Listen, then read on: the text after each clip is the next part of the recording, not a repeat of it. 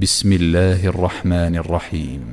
ولقد آتينا لقمان الحكمة أن اشكر لله ومن يشكر فإنما يشكر لنفسه ومن كفر فإن الله غني حميد.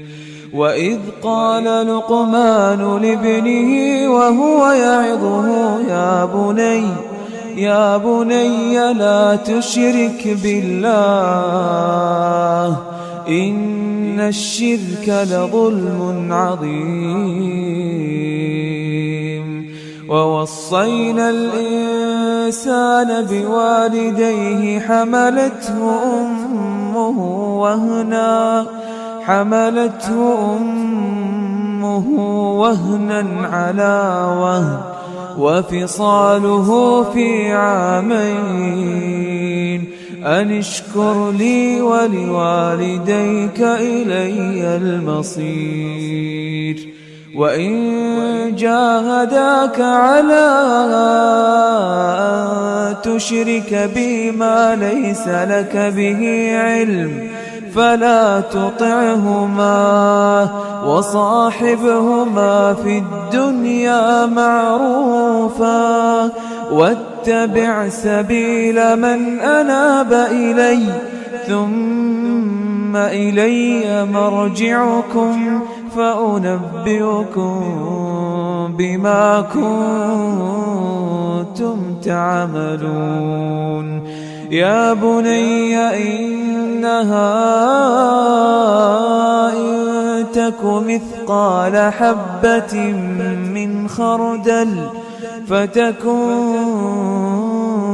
في صخرة أو في السماوات أو في الأرض يأت بها الله إن الله لطيف خبير.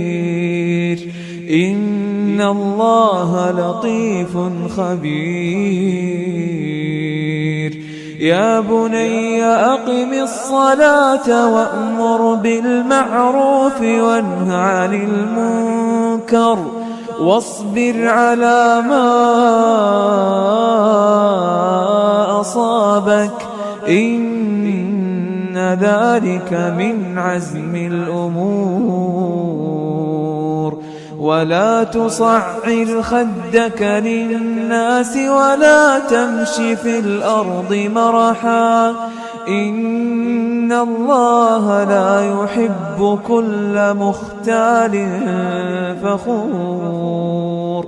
واقصد في مشيك واغضض من صوتك إن أنكر الأصوات لصوت الحمير.